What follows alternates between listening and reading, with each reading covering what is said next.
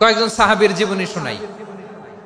আবু মাহজুরা রাদিয়াল্লাহু তাআলা আনহু, মক্কার মুয়াজ্জিন, আগে ছিল মুশরিক, পরে হইছে মুমিন। উনি কিভাবে মুমিন হইলেন এই ঘটনাটা একটু আপনাদের শোনাতে চাই। আবু মাহজুরা রাদিয়াল্লাহু তাআলা আনহু কিভাবে মুসলিম হলেন আওয়াজ করে শুনেন। হুনাইনের যুদ্ধে 8ম হিজরি, কত হিজরি সবাই বলেন না একটু, কত হিজরি? 8ম হিজরিতে হুনাইনের যুদ্ধে রাসূল সাল্লাল্লাহু আলাইহি ওয়াসাল্লাম ফিরে আসতেছেন মদিনায়। পথিমধ্যে বেলাল রাদিয়াল্লাহু তাআলা আনহু আযান দিচ্ছেন। কি দিচ্ছেন? তো পাশে ছিল মুশরিকদের একটা পল্লী, কিছু মুশরিক তরুণ, কিছু অমুসলিম কিশোর, তারা আযানকে ব্যঙ্গ করতেছে। আমাদের বাংলায় মুখ ভেঙ্গানো বলে আর কি। বেলাল রাদিয়াল্লাহু তাআলা আনহু আযান দিচ্ছেন, ওই বাচ্চাগুলো মুশরিক, তো ওরা আযানকে ব্যঙ্গ করতেছে, বিকৃতি করে ওরাও আযান দিচ্ছে। উদ্দেশ্য হচ্ছে আযানকে নিয়ে ঠাট্টা করা। উদ্দেশ্য কি? ঠাট্টা করা। ব্যাপারটা মনে কষ্ট পাওয়ার মতো ব্যাপার না? কিন্তু বিশ্বনবী ওইখানে দেখেন কি খুঁজলেন। বিশ্বনবী খেয়াল করলেন অমুসলিম কিশোরদের মধ্য থেকে একটা কিশোরের গলাটা বড় দরাজ গলা, কণ্ঠটা বড় সুন্দর। খেয়াল করে দেখলেন যে কিছু কিশোর বেলালের আযানকে ব্যঙ্গ করে, বিকৃতি করে, কিন্তু একজনের কণ্ঠ দেখতে পাচ্ছেন না এত দূরে, কিন্তু কণ্ঠটা বড় সুন্দর, দরাজ গলা। বিশ্বনবী সাহাবীদেরকে বললেন, ধরো এগুলারে, ধরো। সবগুলারে ধরে বিশ্বনবীর সামনে আনা হলো। ওরা হাঁটু গেড়ে বসলো। বিশ্বনবী বললেন, তোমাদের মধ্যে কে যেন ব্যঙ্গ করে আযান দিচ্ছিল, তার গলাটা বড় উঁচু, গলার বেসটা বড় মজবুত, মেলোডিয়াস, সুমধুর কণ্ঠ, কে? আবু মাহজুরা বলে, আমার বন্ধুরা সবাই আমার দিকে আঙ্গুল দেখায়, আমি পড়ে গেছি বিপদে। রাসূল সাল্লাল্লাহু আলাইহি ওয়াসাল্লাম বাকি অমুসলিম তরুণদেরকে ছেড়ে দিলেন, বললেন তোমরা যাও। এবার আবু মাহজুরারে পাইছে। আবু মাহজুরার চুলের মধ্যে হাত দিলেন বিশ্বনবী, মাথায় হাত দিয়ে বললেন, এবার আযান দাও দেখি। আবু মাহজুরা বলে, আমি তো আযান দিতে জানি না, কারণ আমি তো বেলালেরটা শুইনা দিছি, আমার তো মুখস্থ নাই, আমি তো আযান দিতে জানি না। বিশ্বনবী বললেন, জানো না? তাহলে আসো, আমি তোমারে শিখাই দেই। সুবহানাল্লাহ পড়েন। আবু মাহজুরা হাঁটু গেড়ে বসে, বিশ্বনবীর মোবারক হাত আবু মাহজুরার চুলের মধ্যে। বিশ্বনবী আযানের মুআল্লিম আবু মাহজুরাকে বলতেছে, ঠিক আছে তোমারে শিখাই দিচ্ছি, আমি যা যা বলবো আমার সাথে সাথে বলো, পারবা? আবু মাহজুরা বলে, পারবো। বিশ্বনবী আযান দিচ্ছেন মাথায় হাত দিয়ে, আল্লাহু আকবার, আল্লাহু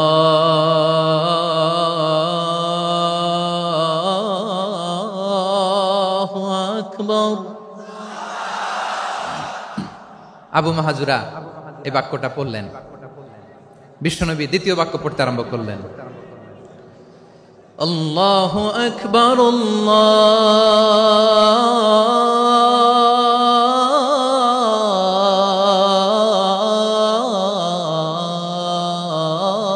আল্লাহু আকবার।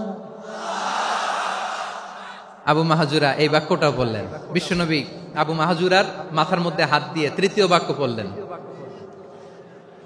আশহাদু আল্লা ইলাহা ইল্লাল্লাহ,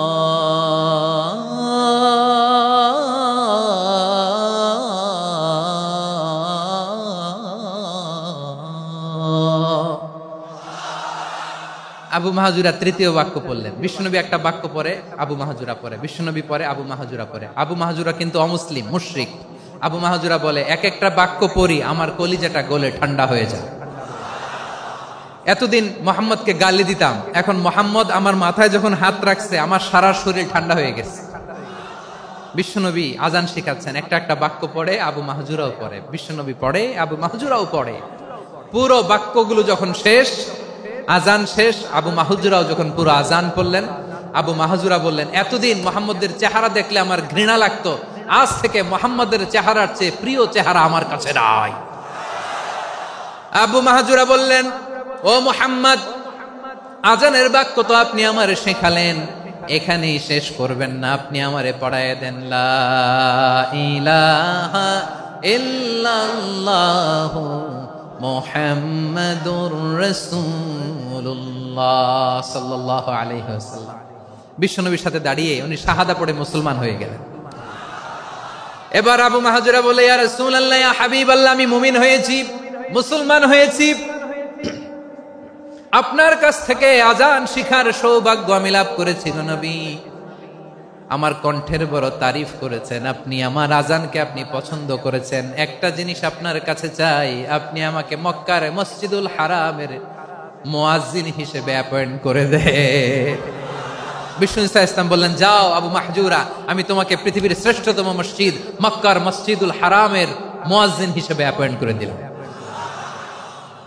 দেখছেন কিভাবে ট্যালেন্ট হান্টিং করতে হয়, কিভাবে হিউম্যান রিসোর্স মানব সম্পদকে ব্যবহার করতে হয়। আসছিল আজানকে ভেঙাইতে, আসছিল কেন? আজানকে ব্যঙ্গ করার জন্য, বিকৃত করার জন্য। আজানকে বিকৃত করতে যে ইসলামের সবচেয়ে শ্রেষ্ঠ মসজিদের মুয়াজ্জিন হয়ে গেল। পড়েন সুবহানাল্লাহ। হযরত আবু মাহজুরা রাদিয়াল্লাহু তাআলা আনহু ওনার এই সুললিত কণ্ঠ ব্যবহার করে মসজিদুল হারামে এত সুন্দর করে আল্লাহু আকবার বলে আজান দিতেন। মানুষগুলোর, মুসল্লিগুলোর, মক্কাবাসীর হৃদয়কে তিনি বিগলিত করে দিতেন। মানুষের হৃদয়কে ঠান্ডা হয়ে যেত। শুধু এখানেই শেষ না আমার যশোরের ভাইয়েরা। বিশ্বনবী যখন সাইয়েদনা আবু মাহজুরা রাদিয়াল্লাহু তাআলা আনহুকে আজান শিখাচ্ছিলেন, বলেন তো বিশ্বনবীর হাতটা কোথায় ছিল? আবু মাহজুরার মাথার সামনে, এই চুলের উপরে ছিল। আবু মাহজুরা ওই স্মৃতিটাকে ধারণ করবার জন্য, ওই স্মৃতিকে বহন করার জন্য বিশ্বনবীর মোবারক হাত আবু মাহজুরার কপালের চুলের যেই জায়গায় লেগেছে, মৃত্যুর আগের দিন পর্যন্ত আবু মাহজুরা মাথার ওই চুলে কোনোদিন ছুরি আর কামার লাগায় নাই, সেখানে কেচি লাগায় নাই, চুলের মধ্যে খুর লাগায় নাই। আবু মাহজুরা ডান দিকের চুল কাটতো, বাম দিকের চুল কাটতো, পেছনের চুল কাটতো, সামনের চুল কাটতো না। আবু মাহজুরা রাদিয়াল্লাহু তাআলা আনহুর সামনের চুলগুলো বড় হতে হতে যখন এত বড় হয়ে যায়, তিনি চুলগুলো পেঁচিয়ে মাথার মধ্যে রাখতেন। তারপরে তিনি পাগড়ি পরতেন। সবাই জিজ্ঞেস করতো, আবু মাহজুরা এটা আবার কেমন স্টাইল? দেখতে তোমারে কি বিদঘুটে লাগে? কেমন অড লাগে? কেমন খারাপ দেখা যায়? মক্কায় এমন কোন মানুষ তো দেখি নাই, ডানে চুল কাটে, বায়ে চুল কাটে, পেছনে চুল কাটে, সামনে কাটে না। ওরে আবু মাহজুরা, কেমন দেখা যায় তোমারে? তুমি সামনের চুল কাটো না কেন? আবু মাহজুরা বলে, আমি হাঁটু গেড়ে পেয়ারা নবীর সামনে বসেছিলাম, আমার এই মাথার চুলের মধ্যে মুবারক হাত লাগিয়ে বিশ্বনবী নিজে আমাকে আজানের প্রতিটা বাক্য শিক্ষা দিয়েছেন। বিশ্বনবীর মোবারক হাত, পবিত্র হাত আমার মাথার চুলের যেই জায়গায় লেগেছে, আমি চাই ওই চুলগুলা নিয়ে আমি আমার কবরের ভিতরে যাব। সাইয়েদনা আবু মাহজুরা রাদিয়াল্লাহু তাআলা আনহু ইন্তেকালের আগের পর্যন্ত মাথার সামনের চুলগুলা কাটে নাই। মাথার সামনের চুল তিনি কাটেন নাই। সুবহানাল্লাহ বিহামদি। কেমন ভালোবাসতেন বিশ্বনবী সাহাবীদেরকে, সাহাবারা কেমন ভালোবাসতেন বিশ্বনবীকে। সামনের চুলগুলো বড় হতে হতে এত বড় ছিল, পেঁচিয়ে রেখে পাগড়ি পরতেন, কাটতেন না। নবীর হাত লেগেছিল। সুবহানাল্লাহ পড়েন। তাহলে হোয়াট ইজ দ্য লেসন?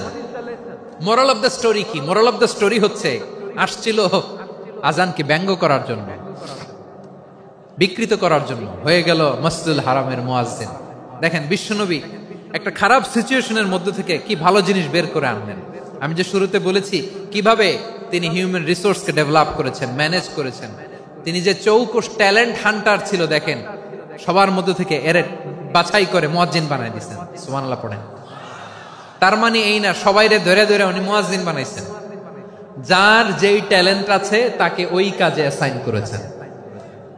যার যেই প্রতিভা আছে তার প্রতিভাকে ইসলামের কাজে লাগিয়েছেন। সুবহানাল্লাহ পড়েন। যায়েদ বিন সাবিত রাদিয়াল্লাহু তাআলা আনহু নাম শুনেছেন? যশোর কথা বেরোয় না। যদি জিজ্ঞাসা সালমান খানের নাম শুনছেন, সবাই হাত তুলবে, জি হুজুর শুনছি, মানে সব দেখা শেষ। সালমান খান, আমির খান, অমুক খান, সব খান মুখস্থ, কিন্তু যায়েদ বিন সাবিতের নাম মুখস্থ নাই মুসলমানদের। যেই সাহাবী মাথার সামনের চুল কাটে নাই, মসজিদুল হারামের মুয়াজ্জিন বানাইছেন বিশ্বনবী, সাহাবীর নাম কি? খায়া ফেলাইস, স্লোগানের সাথে খায়া ফেলাইস। আবু মাহজুরা। কি নাম? আবু মাহজুরা আল জুমাহি রাদিয়াল্লাহু তাআলা আনহু। এই নামটা আজকে নিয়ে যাইতে হবে যশোর। আবু মাহজুরা রাদিয়াল্লাহু তাআলা আনহু। 2 নম্বরে বলছিলাম যায়েদ বিন সাবিত রাদিয়াল্লাহু তাআলা আনহু। বিশ্বনবী দেখলেন মদিনার এই আনসারী সাহাবী হাইলি ট্যালেন্টেড, ইন্টেলেকচুয়াল, মেরিটোরিয়াস, জ্ঞানের প্রতি তার আকর্ষণ, মারাত্মক আকর্ষণ। বিশ্বনবী তাকে দায়িত্ব দিলেন, কোরআন যা নাজিল হয় তুমি লিখো, কাতিবুল ওহী বানায় দিলেন। সুবহানাল্লাহ। যায়েদ বিন সাবিতরে আবার আজান শিখান নাই, কারণ তার মধ্যে বিশ্বনবী প্রতিভা দেখেছেন, একাডেমিক প্রতিভা। বিশ্বনবীর একাডেমিক প্রজেক্টগুলো তিনি হ্যান্ডেল করতেন। যায়েদ বিন সাবিত ছিল বিশ্বনবীর ব্যক্তিগত সচিব। কি ছিল? ব্যক্তিগত সচিব। বোঝেন নাই? বিশ্বনবীর ব্যক্তিগত সচিব এবং দোভাষী। ইহুদিরা কিছু লিখে দিলে এটার অর্থ বিশ্বনবীরে বুঝায় দিতেন, আবার ইহুদিদের কাছে কিছু লিখতে হলে তিনি লিখে দিতেন। বিশ্বনবী একদিন বললেন, ইন্নী ওয়াল্লাহি মা আমানু ইয়াহুদা আলা কিতাব। ইহুদিরা যে চিঠি পাঠায় অর্থ তো বুঝি না, আরেক ইহুদি আইনে অর্থ করা লাগে। আবার ইহুদিদের কাছে কিছু লিখে পাঠাইতে চাইলে আমরা তো লিখতে পারি না, ইহুদিরে দিয়ে লেখা লাগে। ওরা যে পয়রা শোনায় লিখে দেয়, আমি ওদের বিশ্বাস করি না।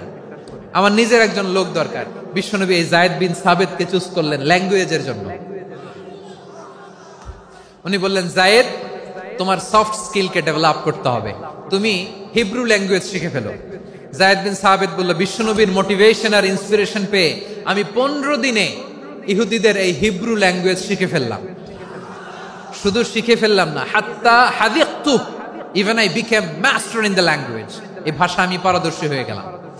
এরপরে ইহুদিরা চিঠি লিখে পাঠালে আর কোন ইহুদি ডাকা লাগতো না, আমি নবীর এটার অর্থ শুনে পরে বুঝায় দিতাম। আবার ইহুদিদের কাছে চিঠি লেখা লাগলে আমি যায়েদ বিন সাবিত চিঠি লিখে দিতাম।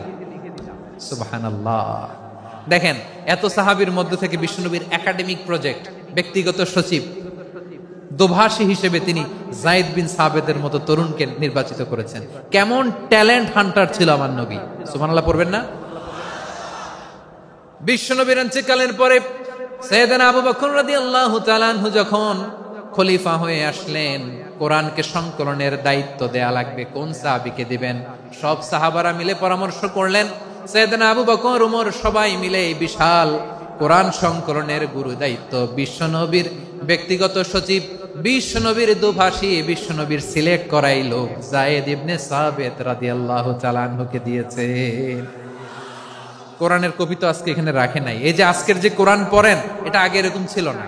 কোরআন নাজিল হলে সাহাবারা চামড়ার, ওটের চামড়ায় লিখে ফেলতো, ওটের চ্যাপ্টা হাড্ডির মধ্যে লিখে ফেলতো, গাছের গুড়ির মধ্যে লিখে ফেলতো।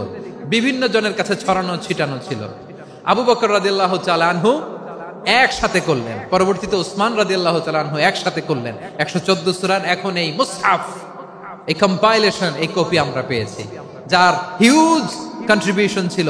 এই পুরো কোরআন কম্পাইলেশনের প্রজেক্ট ম্যানেজার ছিল যায়েদ বিন সাবিত রাদিয়াল্লাহু তাআলা।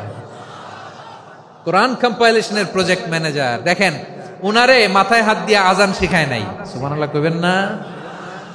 তাহলে প্রথম সাহাবী আবু মাহজুরাকে মুয়াজ্জিন বানাইলেন, যায়েদ বিন সাবিতকে ব্যক্তিগত সচিব আর দোভাষী বানালেন, মুসআব ইবনে উমাইর রাদিয়াল্লাহু তাআলা আনহুকে ইসলামের প্রথম অ্যাম্বাসেডর বানালেন।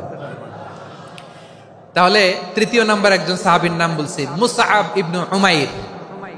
মুসআব কি নাম? নামটা কেমন লাগে? এই কয়েকজনের ভাল লাগে, বাকিদের ভাল লাগে না? ভাল লাগে? এই এই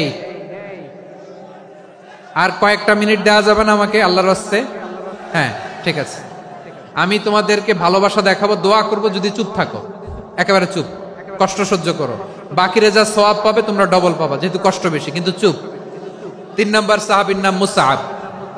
এই ধাক্কাধাক্কি কেন? ধাক্কাধাক্কি কেন রে ভাই? না না না, এরকম হইলে আসবো না যশোর, আমি আর আসবো না। হয় পিছনে চলে যাও, নাহলে চুপ, ধাক্কাধাক্কি নেই। 3 নম্বর সাহাবীর নাম মুসআব। কি নাম? He was the first ambassador in Islam. ইসলামের প্রথম ডিপ্লোমাট, প্রথম কূটনৈতিক, ইসলামের প্রথম কূটনৈতিক, ইসলামের প্রথম ডিপ্লোমাট, প্রথম অ্যাম্বাসেডর মুসআব ইবনে উমাইর। মক্কার তরুণ যুবক, উনি পারফিউম লাগাইলে মানুষ দেখলেই বুঝতো এটা মুসআব লাগাইছে। এমন ড্যাশিং ফেসের ছিল, এমন স্মার্ট ড্যাশিং ফেস, এমন পার্সোনালিটির মানুষ ছিল মুসআব রাদিয়াল্লাহু তাআলা আনহু। কারণ যিনি ইসলামের স্পোকম্যান হবেন, মুখপাত্র হবেন, তার স্মার্ট হওয়ার দরকার আছে না নাই? আকাবার প্রথম শপথ যখন হলো, তাদের সাথে বিষ্ণু ঈসা ইসলাম মদিনাতে একজন মুখপাত্র পাঠালেন, ডিপ্লোম্যাটকে পাঠালেন, অ্যাম্বাসেডর অফ ইসলাম। তিনি হচ্ছেন মুসআব ইবনে উমাইর। পড়েন সুবহানাল্লাহ। বিশ্বনবী দেখলেন সে অনেক স্মার্ট, তার ডেডিকেশন আছে, সিনসিয়ারিটি আছে, এবং মদিনায় যে আউস খাজরাজ গোত্রের নেতাদের সাথে ডিল করতে হবে, ইহুদিদের সাথে ডিল করতে হবে, ওখানে একজন পাক্কা জানু খেলোয়াড়ের দরকার আছে না নাই? মুসআব ইবনে উমাইর রাদিয়াল্লাহু তাআলা আনহু, ওনাকে বিষ্ণু ঈসা ইসলাম চুজ করলেন। এবং বিষ্ণু ঈসা ইসলামের এই চুজিংটা, এই সিলেকশনটা এত সুন্দর ছিল, তিনি মদিনাতে যে বিশ্বনবী আসার আগেই মদিনার জমিনকে তিনি উর্বর করে ফেলছেন। প্রতিটা ঘরে ঘরে কালিমার দাওয়াত তিনি পৌঁছায় দিচ্ছেন। জুমার বিধান নাজিল হয়েছে, কিন্তু মক্কায় পরিবেশ নাই জুমা পালনের। বিষ্ণু ঈসা ইসলাম একজনকে দিয়ে খবর পাঠালেন, যাও মদিনায় মুসাবকে যে বলো, মুসাব তো আমার শিক্ষক, আমার স্পোকম্যান, মদিনাতে যেন তারা জুমা কায়েম করে। বিশ্বনবীর আগেই মুসআব মদিনার মুসলিমদেরকে নিয়ে মদিনায় প্রথম জুমা কায়েম করে ফেলছে। কোন সুবহানাল্লাহ। ডিপ্লোম্যাটদের কেমন হইতে হয়,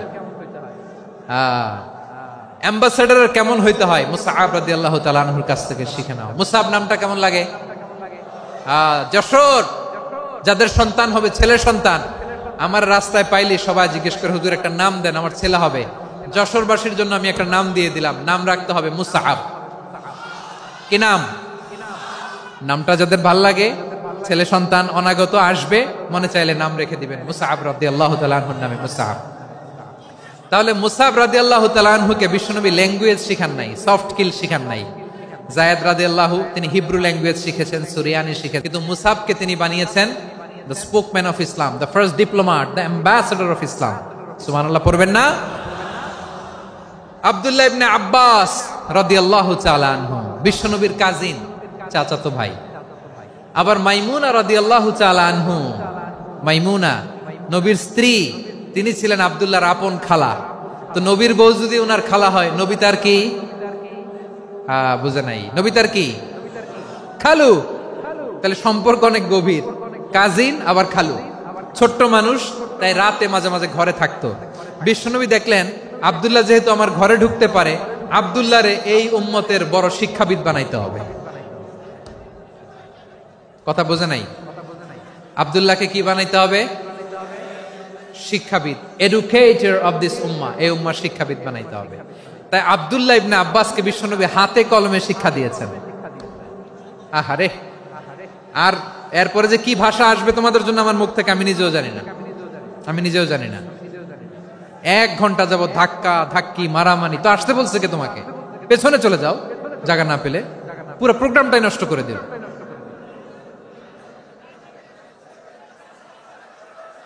জি, আমার দিকে তাকান, আমি শেষ করে দিচ্ছি। হবে না, ইন্টেলেকচুয়াল আলোচনা এখানে হবে না, আমি বুঝতে পারছি, আমি শেষ করে দিচ্ছি। আব্দুল্লাহ ইবনে আব্বাস রাদিয়াল্লাহু তাআলা আনহু, মনোযোগ দিয়ে কয়েকটা মিনিট শুনুন, আমি এখনই শেষ করে দিচ্ছি, এরপর আওয়াজ করবে। এই যে এগুলো কি আমি বুঝলাম না। আমি বললাম না সব করা যাবে, বসে যাও, শুয়ে যাও, চলে যাও, আওয়াজ করা যাবে না। অন্যকে বসো এটাও বলার দরকার নেই, জাস্ট এদিকে তাকাও। আল্লাহ। আব্দুল্লাহ ইবনে আব্বাস রাদিয়াল্লাহু তাআলা আনহু, উনাকে বিশ্বনবী হাতে কলমে শিক্ষা দিয়েছেন, যেহেতু উম্মতের শিক্ষাবিদ হবেন, এডুকেটর হবেন। তো বিশ্বনবী রাতে যখন তাহাজ্জুদ পড়তেন, ছোট্ট আব্দুল্লাহ ঘরে থাকতো। বুঝতে পেরেছেন? ছোট্ট মানুষ তো ঘরে থাকতো। তো বিশ্বনবী তাহাজ্জুদের জন্য একবার দাঁড়িয়েছেন, ছোট্ট আব্দুল্লাহ ওযু করে দাঁড়াইছে। আচ্ছা বলেন তো, ইমাম আর মুসল্লি মোট যদি 2 জন হয়, একজন ইমাম একজন মুসল্লি, তো মুসল্লি ইমামের কোন দিকে দাঁড়াবে? ডানে দাঁড়াবে। ছোট্ট আব্দুল্লাহ বুঝে নাই, বিশ্বনবী তাহাজ্জুদ শুরু করেছেন, উনি ইক্তেদা করছেন আর দাঁড়াইছেন বায়ে। কোথায় দাঁড়িয়েছেন? আব্দুল্লাহ বলেন, যখন আমি বায়ে দাঁড়ালাম, আখাযা রাসূলুল্লাহ সাল্লাল্লাহু আলাইহি ওয়াসাল্লাম উযুনি আল ইউমনা ইয়াফতিলুহা, বিশ্বনবী নামাজরত অবস্থায় আমার কান ধরে টেনে আমার ডান দিকে এনে দাঁড় করায় দিলেন। পড়েন সুবহানাল্লাহ। দেখেন হাতে কলমে শিক্ষা, আর জীবনে ভুলাবে? কথা কয় না, আর ভুলাবে? আর ভুল হবে না।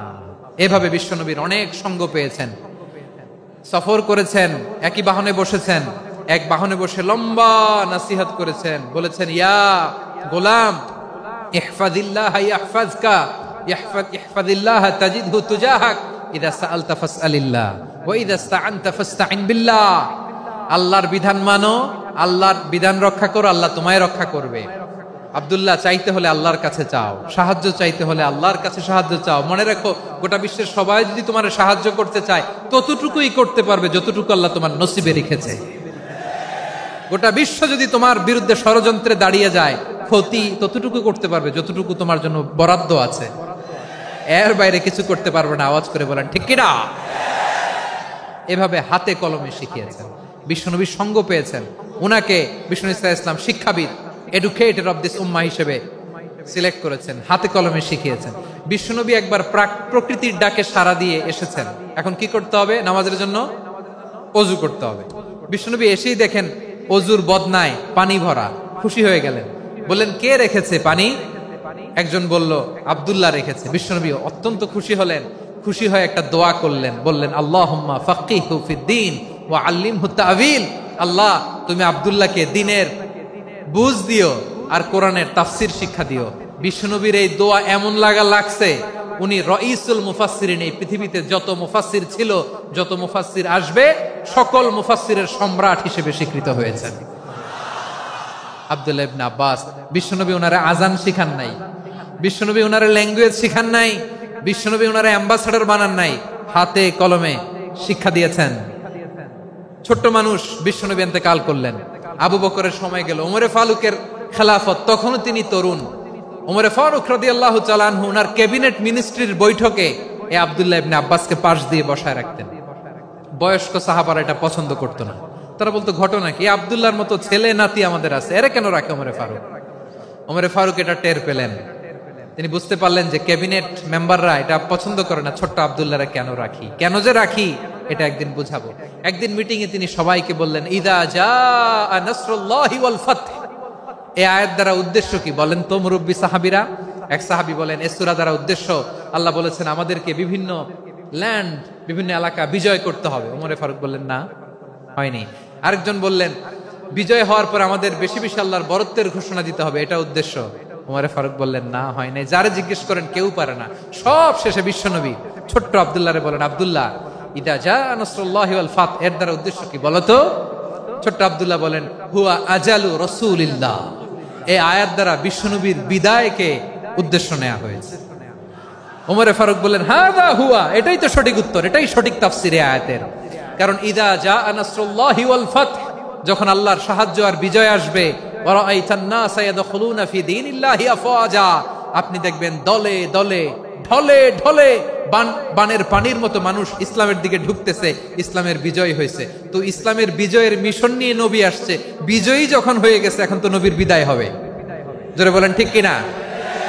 কোন সাহাবী এই সূক্ষ্ম কথাটা ধরতে পারে নাই, ওই আব্দুল্লাহ ছাড়া। আব্দুল্লাহ যখন উত্তর দিছে সব সাহাবীদের টনক নড়েছে। এরপর থেকে কোন ক্যাবিনেট মিটিং এ আর কোন সাহাবারা কোনো প্রশ্ন করে নাই। আওয়াজ করে পড়েন সুবহানাল্লাহ। বিশ্বনবী আব্দুল্লাহ ইবনে আব্বাসকে দ্য এডুকেটর অফ দ্য উম্মাহ, উম্মার শিক্ষাবিদ হিসেবে গ্রহণ করেছেন। আওয়াজ করে পড়তে হবে আল্লাহু আকবার। সাহাবীদের নামগুলো মনে থাকবে? এক নম্বরে আবু মাহজুরা, মুয়াজ্জিন বানাইছেন। যায়েদ ইবনে সাবিত, দোভাষী, ট্রান্সলেটর অফ প্রফেট, এবং তিনি ছিলেন বিশ্বনবীর ব্যক্তিগত সচিব। মুসআব ইবনে উমাইর, the first ambassador and diplomat of Islam. আব্দুল্লাহ ইবনে আব্বাস, এই উম্মার সবচেয়ে বড় এডুকেটর, শিক্ষাবিদ। আরেকজন ছিল আব্দুল্লাহ ইবনে মাসউদ রাদিয়াল্লাহু তাআলা। দুই আব্দুল্লাহ, আব্বাস গেল, আরেকজন হচ্ছে মাসউদ। মক্কার তরুণ, ছাগল পালতো মুশরিকের। বিশ্বনবী আর আবু বকর রাদিয়াল্লাহু তাআলা আনহু একবার গেলেন, যে দেখে এই তরুণ দাঁড়ায় আছে। বিশ্বনবী বলেন আমি খুব ক্ষুধার্ত, তোমার কাছে কি দুধ আছে ছাগলের? আব্দুল্লাহ ইবনে মাসউদ বলে আছে। ওয়ালাকিন আনা মু'তামান, কিন্তু যে দুধ আছে এটা আমানতের, আমি দিতে পারবো না। বিশ্বনবী এইটা শুনেই তার টার্গেট করে ফেলছে। আনা মু'তামান, দুধ আছে কিন্তু এটা আমার মালিকের, আমি তো দরদ দেখাই, আমার মালিকের দুধ আপনি পথিক, আপনারে দিতে পারি না। বিশ্বনবী টার্গেট করে ফেলছেন, এরে আমার কাজে লাগাইতে হবে। বিষ্ণু বললেন, আচ্ছা ঠিক আছে, দুধ দিও না, কিন্তু এমন ছাগি আছে কিনা যেই ছাগির সাথে কোনো ছাগলের মিলন হয় নাই, তার ওলানে দুধও আসে নাই, বাচ্চাও নাই, এরকম ছাগির থেকে যদি আমি দুধ খাই তাহলে তো সমস্যা নাই। বলতেছে এরকম ছাগির থেকে দুধ খাইলে সমস্যা নাই, কারণ এরকম ছাগির ওলান থেকে দুধ আসবেও না। বলতেছে ঠিক আছে, এরকম একটা ছাগি নিয়ে আসা হলো। বিশ্বনবী বিসমিল্লাহ বলে ওই ছাগির ওলানে হাত দিলেন। হাত দিতে দেরি, পুরো ওলানটা দুধে ভরে যেতে দেরি হয় না। বিশ্বনবী আর আবু বকর রাদিয়াল্লাহু তাআলা আনহু দহন করে পেট ভরে খেলেন। এই দৃশ্য আব্দুল্লাহ ইবনে মাসউদের হৃদয়ে দাগ কাটলো। এই মুআজিজা দেখে তিনি বললেন, আশহাদু আল্লা ইলাহা ইল্লাল্লাহ ওয়া আশহাদু আন্না মুহাম্মাদুর রাসূলুল্লাহ। তিনি ষষ্ঠ মুসলিম ছিলেন, 6 নম্বর মুসলমান।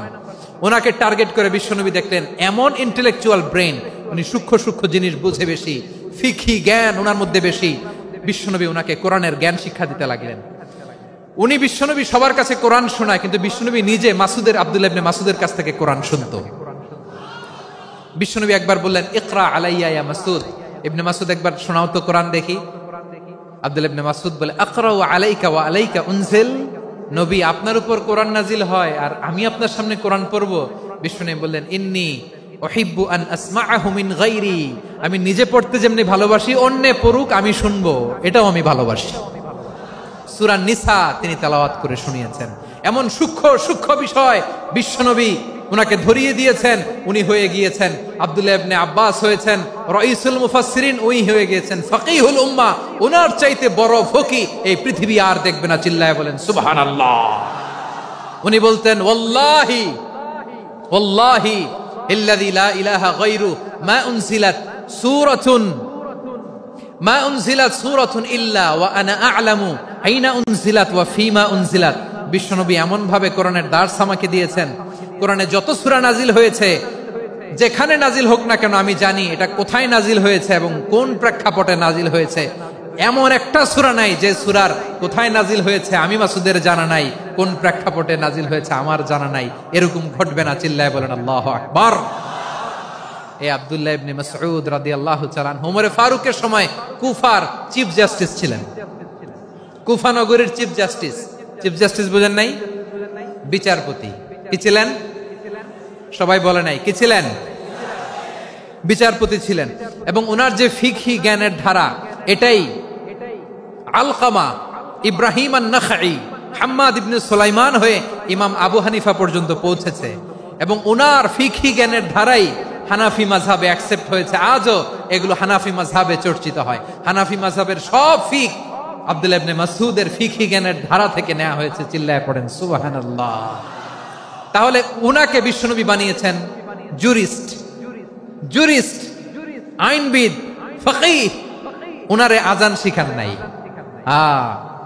হিউম্যান রিসোর্স ডেভেলপমেন্ট কিভাবে করবেন, মানব সম্পদের উন্নয়ন কিভাবে করতে হয়, কিভাবে যার যেখানে প্রতিভা কাজে লাগাতে হয় উনি দেখিয়েছেন। সুবহানাল্লাহ পড়বেন না? খালিদ বিন ওয়ালিদ নাম শুনছেন? কে কে শোনেন নাই হাত তোলেন। কি ছিলেন? বীর যোদ্ধা ছিলেন খালিদ বিন ওয়ালিদ। কিন্তু তিনি ইসলাম ধর্ম গ্রহণ করেছেন অনেক দেরিতে, 8ম হিজরিতে। তার মানে 8ম হিজরির আগে উনি মুশরিকদের পক্ষে লড়াই করেছেন। ওনার হাতে কত মুসলিম সাহাবী যে নিহত হয়েছে হিসাব নাই। বিষ্ণুনবী টার্গেট করে রাখছে, তুমি আমাদের মুসলিমদের এত ক্ষতি করলা, তুমি যখন মুসলমান হবা তোমারে দিয়ে আমি এমন কাম করামু যে এটা আর কেউ করতে পারবে না। সুবহানাল্লাহ নাই? যশোর ক্লান্ত হয়ে গেছে।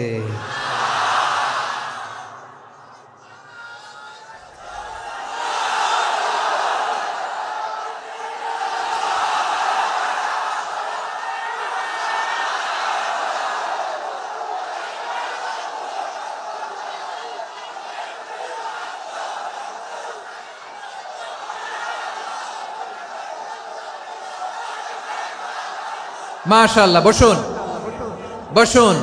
বসুন। খালিদ বিন ওয়ালিদ রাদিয়াল্লাহু তাআলা 8ম হিজরিতে মুসলিম হয়েছেন, মক্কা বিজয়ের আগে। তো মক্কা বিজয়ের আগে যখন মুসলিম হয়েছেন, এর আগে কি করছেন? কাফিরদের সাথে যুদ্ধ করেছেন। উনি উহুদের যুদ্ধে মুসলমানদের যে পরাজয় ভাব, কঠিন পরিস্থিতির মুখোমুখি উনার কারণে পেছন থেকে এমন আতর্কিত আক্রমণ করেছেন, মুসলমানদেরকে কচুকাটা করেছেন। 8ম হিজরিতে আল্লাহ তাআলা হেদায়েতের নূর দিয়ে ওনার হৃদয়টাকে উজালা করে দিলেন। লা ইলাহা এটা এমন বাণী যার হৃদয়ে একবার টাচ খাবে, এইটা থেকে সে আর পালিয়ে বেড়াতে পারে। ঝিনুকের ভেতর লুকিয়ে থাকে যেমন মতি, ঝিনুকের ভেতর লুকিয়ে থাকে যেমন মতি, কালমা শাহাদাতে আছে আল্লাহর জ্যোতি, কালমা শাহাদাতে আছে আল্লাহর জ্যোতি। ঠিক কিনা বলেন? মক্কা বিজয়ের আগে মুসলিম হলেন, হওয়ার পরেই বিশ্বনবীর টার্গেট ফুলফিল হলো। ওই যে টার্গেট করে রেখেছেন আর দোয়া করেছেন, খালিদ বিন ওয়ালিদ যদি মুসলিম হয় তাকে আমি মিলিটারি চিফ বানাবো। ওনাকে আজান শিখান নাই, ওনারে কান ধইরা নামাজের এই মাথা থেকে ওই মাথা আনান নাই, ফিকহি কোরআনের সূক্ষ্ম তাফসীর ওনারে শিখান নাই, অ্যাম্বাসেডর বানান নাই। বিষ্ণু ইসলাম উনাকে সামরিক অভিযানে প্রেরণ করেছেন। সামরিক অভিযানে তিনি প্রেরণ করেছেন। উনার জীবদ্দশায় উনার নেতৃত্বে যতগুলো যুদ্ধ হয়েছে একটা যুদ্ধেও তিনি পরাজয় বরণ করেন নাই। ওমরে ফারুকের সময়কালে তিনি চিফ অফ মুসলিম মিলিটারি মানে মুসলিম সেনাপতি হয়েছেন। যশোর আওয়াজ করো, ঠিক কিনা বলো? সেনাপতি, মুসলিম সেনাপতি। তাহলে কিভাবে হিউম্যান রিসোর্স ব্যবহার করতে হয় গোটা বিশ্ব আমার নবীর কাছ থেকে শিখে নাও। খালিদ বিন ওয়ালিদ, ওনাকে বিশ্বনবী একটা উপাধি দিয়েছেন। উপাধিটা হচ্ছে সাইফুল্লাহিল মাসলুল, আল্লাহর নাঙ্গা তরবারি, আল্লাহর খোলা তরবারি, দ্য ওপেন সোর্ড অফ আল্লাহ। খালিদ বিন ওয়ালিদ মুসলিম সেনাপতি। হাসান বিন সাবেত নাম শুনছেন? দেখি উনি কি ছিল বলেন। রাসূলের সভা কবি, কালচারাল হিজিমনিকে ডিফিট করার জন্য উনি ভালো অস্ত্র চালানো জানতেন না, ওই কাজে উনি যেতেন না। ওনার ছিল কাব্য প্রতিভা। কাব্য প্রতিভা, কাফিররা কবিতা দিয়ে নবীকে গালি দিত। বিশ্বনবী বলতেন, ইয়া হাসান আজিব আন রাসূলিল্লাহ, তুমি নবীর হয়ে কাফেরদের এই কথাগুলোর জবাব দাও। বিশ্বনবীর একটা মিম্বার ছিল, বিশ্বনবীর মিম্বারের পাশাপাশি মসজিদে নববীতে এই হাসান বিন সাবেতের জন্য বিশ্বনবী একটা স্পেশাল মিম্বার বানিয়ে দিয়েছেন। এখান থেকে তুমি জবাব দাও। এবং বিশ্বনবী বলেছেন, আল্লাহুম্মা আইয়িদহু বিরূহিল কুদুস। আল্লাহ, হাসান আমার পক্ষে জবাব দেয়, তুমি জিব্রাইল মারফত তাকে সাহায্য পাঠাইয়া দিও। রাসূল সাল্লাল্লাহু আলাইহি ওয়াসাল্লামের সভা কবি, the poet of the prophet, নবীর কবি। উনি কবিতা দিয়ে এমন উচ্চাঙ্গের ভাষায় কবিতা দিয়ে তিনি জবাব দিতেন, কাফিরদের গা শিহরে যেত, তাদের হৃদয়ে আগুন ধরে যেত। তাহলে এরকম কবিরও দরকার আছে না নাই? এখন যাকে আল্লাহ দিছে কাব্য প্রতিভা, এরা যদি আপনি যুদ্ধের ময়দানে পাঠান হবে? যারে দিছে সুরেলা গলা, এরা যদি অ্যাম্বাসেডর বানান হবে না। হাসান বিন সাবিত ছিলেন বিষ্ণু ইসলামের কবি। হুযায়ফা ইবনুল ইয়ামান বিশ্বনবীর গোয়েন্দা বিভাগের প্রধান। কিসের প্রধান? হুযায়ফা ইবনুল ইয়ামান। ওনার ছিল ডিটেকটিভ মাইন্ড, ডিটেকটিভ মাইন্ড, গোয়েন্দা বিভাগের প্রধান। এবং উনি হচ্ছেন সাহিবু সিররি রাসূলিল্লাহ, রাসূল সাল্লাল্লাহু আলাইহি ওয়াসাল্লামের গোপন তথ্যের ধারক বাহক। নবীর যেই কথা কেউ জানে না, সব হুযায়ফার পেটের ভিতরে ছিল। সুবহানাল্লাহ পড়েন। মদিনার যত ইহুদিদের একটা লিস্ট ছিল, এই লিস্ট শুধু দুইজন জানতো, বিশ্বনবী আর হুযায়ফা। সুবহানাল্লাহ পড়বেন না? তাহলে ওনাকে কোন দায়িত্ব দিছে? কোন বিভাগ? যশোর আওয়াজ করো, কোন বিভাগ? গোয়েন্দা বিভাগের হেড ছিল। খন্দকের যুদ্ধে প্রচন্ড আজকের মতো শৈত্য প্রবাহ, মাটি খনন করতে করতে সাহাবীদের পেটে ক্ষুধা নাই, দাঁড়াইতে পারে না নামাজের জন্য, এত ক্লান্ত, ক্ষুধা, ক্লান্ত, শ্রান্ত। বিশ্বনবী বললেন, কে আছো? এই কঠিন শীত, এই ভয় আর ক্ষুধার মধ্যেও খন্দকের পরীক্ষার টপকে শত্রু শিবিরে যে আমাকে তথ্য দিবা, কে আছো? কারো গায়ে শক্তিই নাই যে দাঁড়াবে, কেউ দাঁড়ায় না। বিশ্বনবী তখন নিজে হুযায়ফাকে ডাক দিলেন, হুযায়ফা, যে আমাকে আজকে শত্রু শিবিরের তথ্য এনে দিবে, সে জান্নাতে আমার মোরাফাকা, আমার সঙ্গী হবে।